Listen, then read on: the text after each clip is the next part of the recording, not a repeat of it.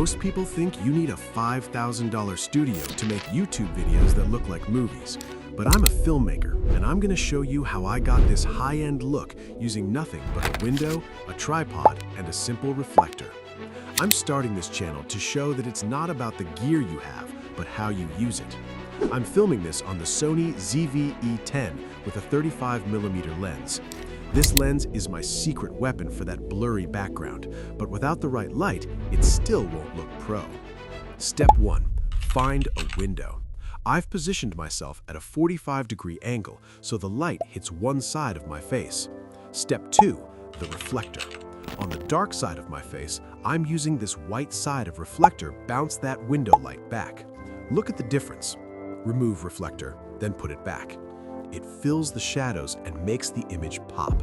Step 3. Settings.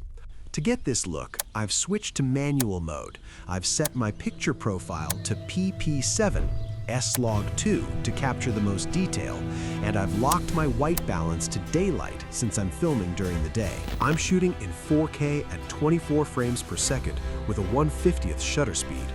Now I don't have an ND filter yet, so to keep my exposure perfect, I've adjusted my 1.8 aperture and 100 ISO to handle this natural light. It's all about working with what you've got. If you want to see exactly how I color grade my ZV-E10 footage to look like this, drop a comment below and I'll make a full tutorial on it. I'm going to document my journey from filmmaker to YouTuber. I'll be sharing cinematic tips, gear reviews, and showing you how to make money with your camera. If you want to see how far we can push this ZV-E10, hit the subscribe button. Thanks for watching, and let's get filming. I'll see you in the next one.